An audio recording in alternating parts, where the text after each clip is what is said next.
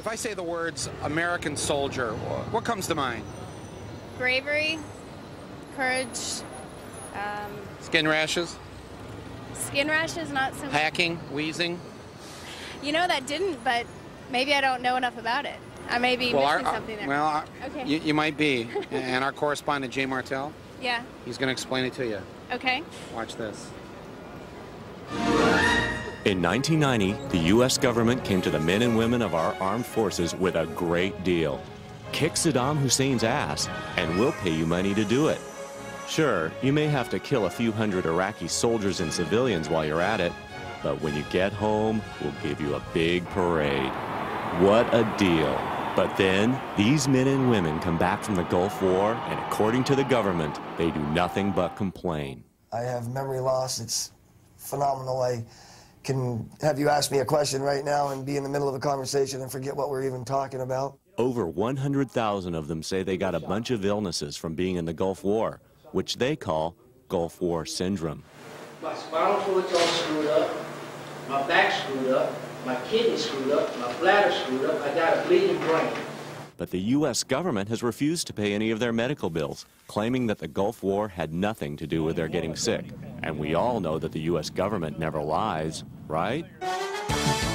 Extreme headaches, nausea. I have sore throat. I have sinus infection that never goes away. Instead, the government has created a new office to deal with Gulf War illness, headed by Bernard Rosker, the guy sleeping on the left. Rosker's department has spent 2 years and $50 million finding bold new ways to ignore the problem. You'd think those whining veterans would be impressed by such an expensive public relations display. But no, they still won't shut up.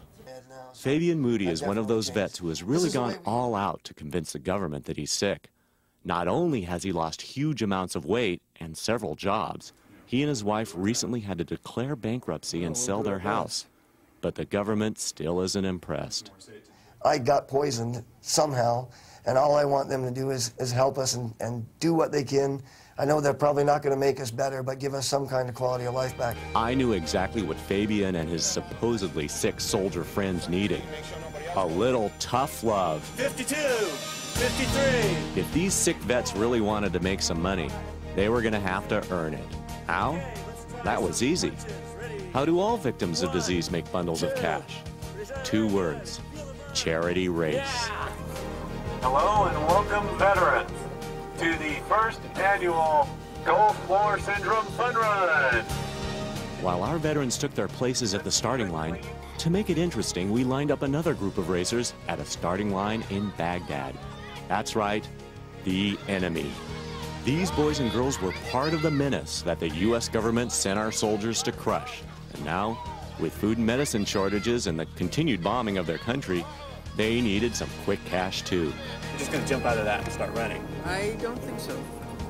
You know, according to the Department of Defense, you guys are healthy. Oh, yeah, I know. I look fine, right? Are you ready to run, what, like 20, 25 today? Oh, yeah.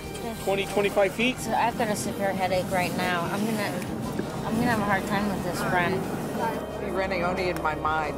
Okay, open sores? Yes. Uncontrollable blood pressure? Right. Joint pains? Yes. Sleeping disorder? Yes. Heart palpitations? Yes. Night sweats? All right, have a good race. All right, I want a good clean race here. Now some of you are in wheelchairs, try not to use that to your advantage, all right? Yes, it was stacking up as a race between the conquered and the conquerors. On your marks, get set, go! All right, look at them go! And it looks to me like the conquerors could have used a little more stretching. But look at those kids go! It's going to take more than a little dirty water and constant bombing to keep those plucky Persians down. Come on, guys, hustle it up! Come on, shake it off. It's all in your head. Let's go! He says you're not sick, you can't be sick, can you? Move it. All right, pain pills. All right, water. Keep it going. Let's go. Help! My foot's cramped. My toes. I can't even walk the rest of the race. Okay, all right. Okay, the rest of you, let's keep going. Well, at the rate these guys were going, I had time to sign up some more pledges. And what better place to start than the headquarters of the Veterans Administration, the government agency that's refused to pay sick vets' medical bills. Wondered if you'd like to sponsor a Gulf War veteran for a 25-mile run? Not right now, No. thank you. No? I don't think we need them to have them out running. Well, what else should they do? I mean, they're not getting any help from you guys. They should be getting help, and they should be. Well, in the meantime, would you be interested in, I'll put you down. Well, look, normally I ask for $1 a mile, but how about just 100% compensation?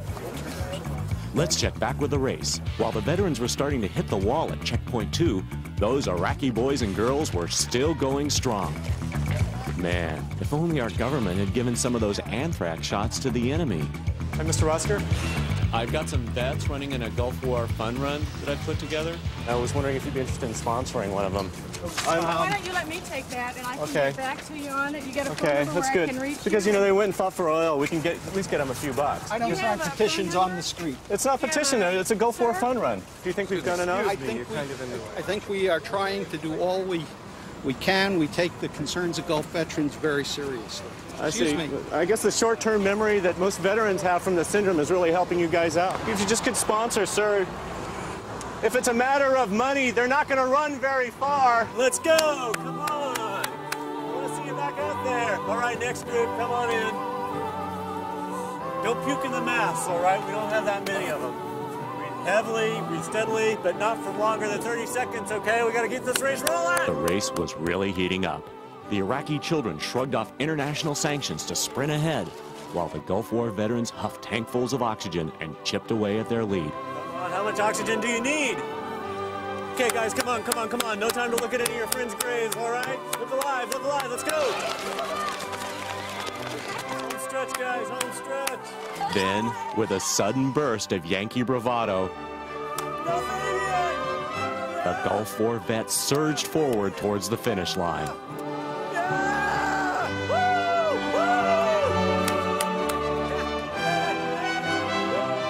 As for those Iraqi kids, it seems that a shortage of finish lines in Iraq means that they're still out there running somewhere. At least they won't be sitting ducks for our next bombing mission. Back in the U.S., it was time to honor our winners. It was a stirring ceremony. Okay, it's true, there wasn't any pledge money. And yes, the medals were made of plastic. But these Gulf War veterans were really good sports.